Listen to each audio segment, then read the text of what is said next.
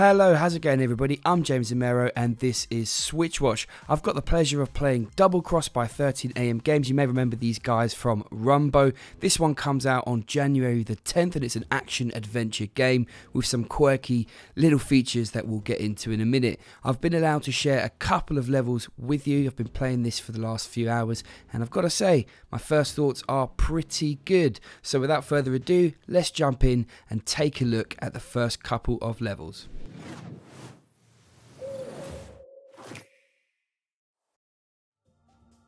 I really like the little story at play here. You get to play as Zahra, an agent of R.I.F.T. Think Men in Black. There's a multiverse out there with lots of different dimensions and each world is very different, which you get to explore in order to go out and basically save this multiverse. One of the things I love is that you can tackle the dimensions in any order that you see fit. The story is non-linear. First up, I chose to tackle this goo world, and you can see that all the structures and enemies are made up of this goo.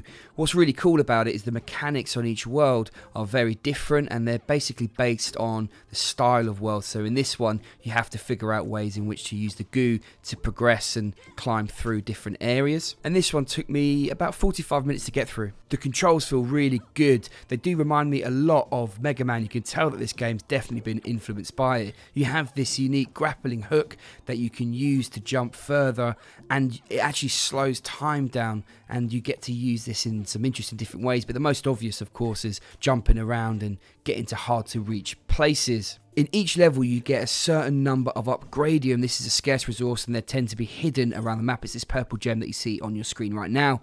These are exchanged for leveling up your character's skills, and you have two types. You have permanent ones, so these will be new moves and things like that, and you also get equipable, so you can put together different combos. You get things like passive heal, you get to increase your speed and all sorts of different stuff as you get further into the game.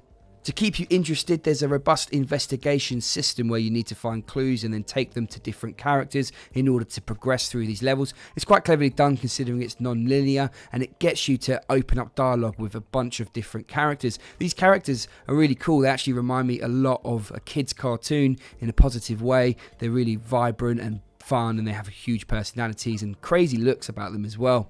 Now this level here is the second one that I'm showing you, and the theme in this dimension are these sticky and bouncy floors. These blue ones are really bouncy and the pink ones are really sticky, so you'll need to manipulate orbs and then throw them into the right location in order to mark the floor and then use that to get to different destinations. What makes it really cool actually is that you will bounce more on the bouncy floors when you jump onto them from higher, so a lot of the time you need to use a combination of the bouncy floors and the sticky ones in order to reach a higher place and then jump down onto somewhere you've marked in order to jump really high to another place. And it's cool, and it combines this with the grappling hooks in order to make some really interesting little puzzles.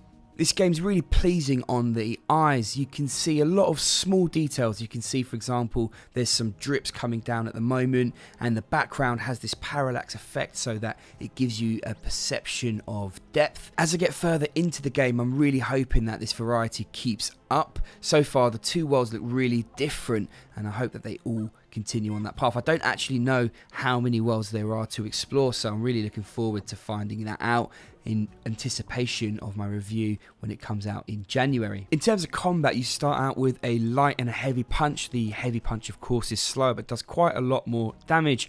I also got a slide kick, and I just have unlocked a powerhouse kick that you jump into the air and you can kick mobs out of it onto the floor, which is really awesome.